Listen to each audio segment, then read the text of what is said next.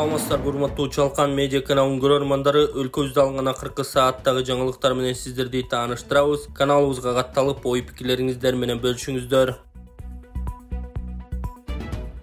Бишкектин четиндеги 6,5 миллион долларлык кабель чыгаруучу завод ачылды.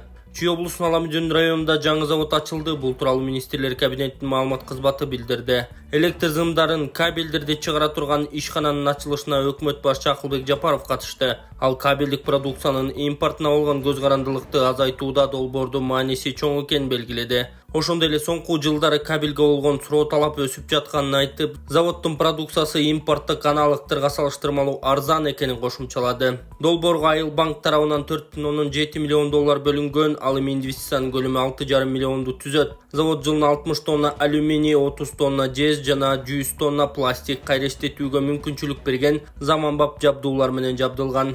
Учурда ишканада 70ке жакын жергиликтүү тургун иштейт. Келечекте алардын саны дагы көбөйөрү күтүлүүдө. Сонун жаңылык. Сиз билген жана иченген Умбем клиникасы эми сизге дагы да болсо жакыныраак болду. Анткени бизде жаңы филиал ачылды. Андыктан келип, өзүңүздүн жана жакындарыңыздын ден соолугуна кам көрүшүңүздү сунуштайбыз. Биздин жогорку даражадагы дарыгерлер төмөндөгү адистиктер боюнча кабыл алат. Стоматология, гинекология, терапия, лор, хирургия, педиатрия, урология, УЗИ жана башка адистиктер. Лабораториялык анализдин 5000ден ашуун түрү алынат. Жогорку даражадагы стерилизациялоо. Биздин дарек ВДНХ метросу, Кондратюка көчөсү 2. Телефон номерибиз 8925 103 22 55. Кабыл алууга алдын ала жазылып келүүңүздөрдү суранабыз. Умбем клиникасы. Сиздин ден соолугуңуз, биздин камкордук. Акылбек Жапаров чүйдөгү унаа чогултуучу заводду көрдү. Министрлер кабинетинин төрагасы Акылбек Жапаров Чүй облусуна болгон жумушчу сапарын алкагында Москва районунда жайгашкан Тулпар Моторс ЖЧКнын автоунаа чогултуучу заводунун ишмердүүлүгү менен таанышты. Бул тууралуу өкмөттөн кабарлашты. Маалыматка караганда заводдо жеңил жана жүк ташуучу унаалар чыгарылат, ал эми автобустар мектеп окуучуларын ташууга багытталат. Ишкананын аянты 4,5 гектарды түзөт. 5 жылдын ичинде кызматкерлердин санын 1400 адамга жеткирүү пландалууда. Долбоорду ишке ашырууга багытталган инвестициянын жалпы суммасы 2 баскыч менен 110 миллион долларга жетет. Өнөктөш өлкө Өзбекстан. УКМК бийликтүү күч менен басып алууга аракет кылган топту кармады. Кыргызстанда бийликтүү күч менен басып алуу пландалган деструктивдүү топтун ишмердүүлүгүнө бөгөт коюлду. Бул тууралуу УКМКдан билдиришти. Маалыматка ылайык, алар массалык башаламандык уюштуруп, коомдук саясий кырдаалды туруксуздаштырууну көздөшкөн. Жүргүзүлгөн ыкчам иликтөө иш-чараларынын жыйынтыгында 4 жаран кармалып, УКМКнын убактылуу кармоочу жайына киргизилди. Аталган топ криминалдык жана диний идеологияны кармангандар экени такталды деп айтылат маалыматта. Кармалгандардын үйлөрү жана унаалары тинтилип, жардыргычты колго жасай турган компоненттер, ок атуучу куралдын түрү, ок-дары, рациялар, бронежилеттер, укук коргоо органдарынын кызматкерлеринин формалары, дрондор, экстремисттик адабияттар, ошондой эле тыюу салынган башка буюмдар табылганы белгиленди.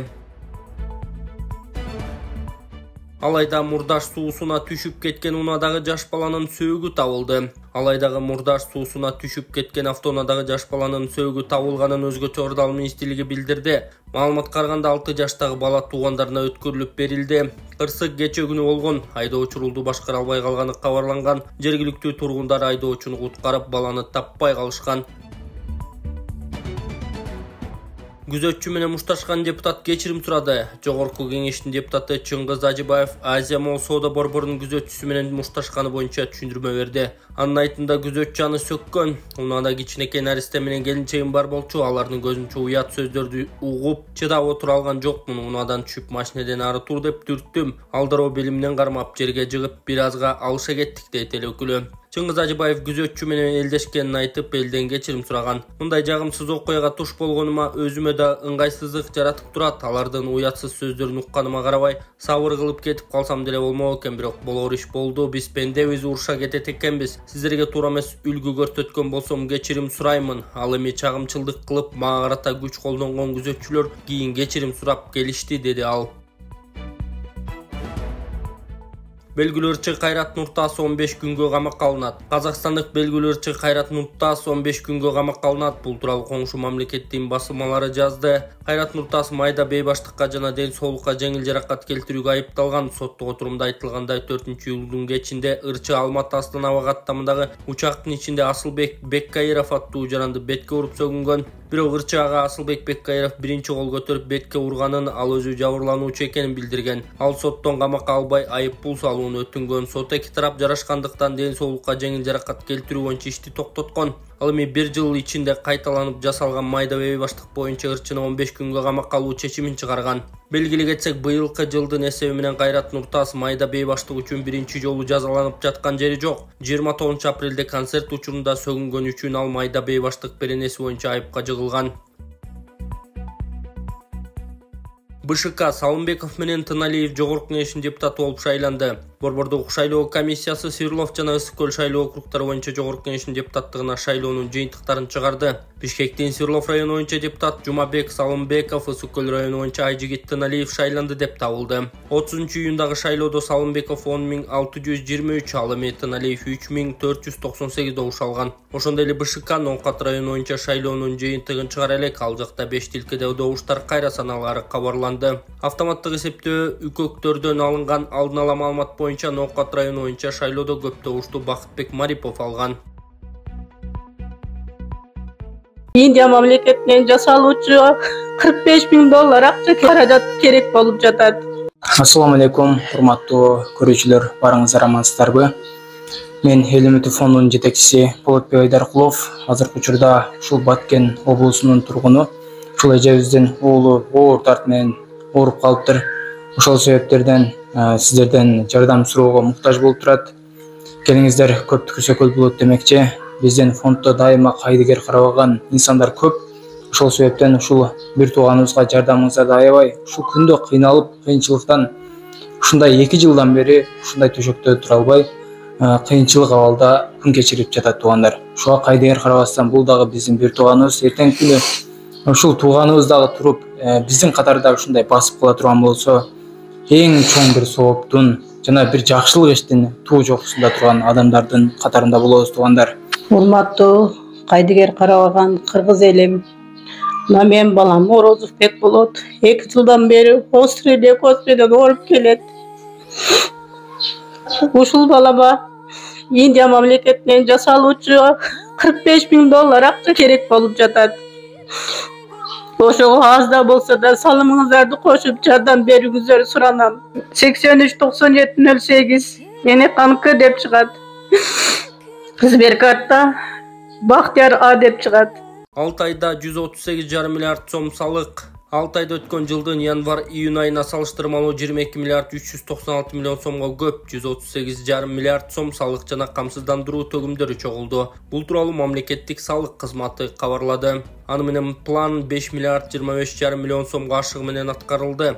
Топтолгон акчанын 101 миллиард 256 миллион сому салык жана төлөмдөр, план 283,2 миллион сомго ашыгы менен аткарылган.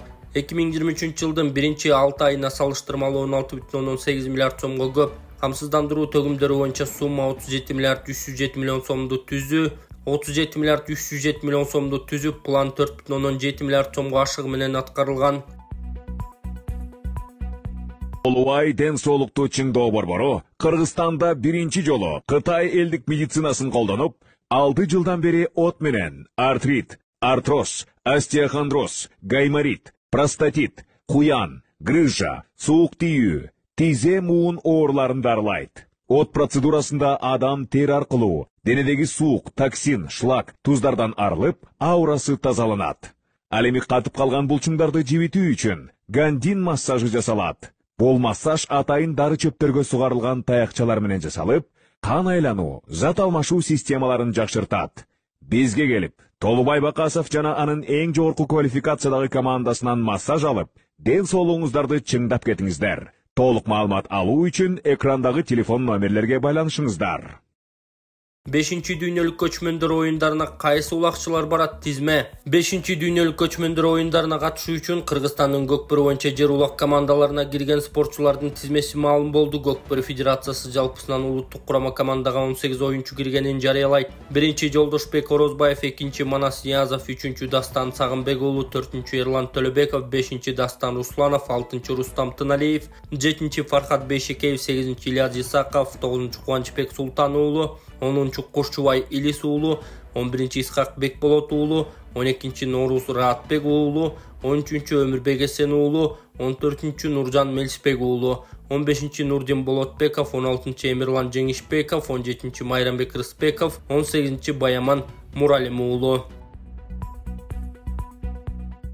Дене тарбия жана спорт академиясынын ректору опузалап акча талап кылгандыгы үчүн кармалды. УКМК мамлекеттик органдардагы коррупциялык көрүнүштөрдү жоюу боюнча жүргүзүлүп жаткан системалуу иштердин алкагында Кыргыз мамлекеттик дене тарбия жана спорт академиясынын ректору тарабынан 100 000 сом өлчөмүндөгү акча каражатын талап кылуу фактысы аныкталды. Аталган академиянын ректору көрсөтүлгөн сумманын Бишкек шаары Ахунбаев көчөсү 97-чи дареги боюнча Кыргыз мамлекеттик дене тарбия жана спорт академиясынын имаратында жайгашкан мамлекеттик мүлктү ижарага алуу укугун келишимди узартуу үчүн талап кылган.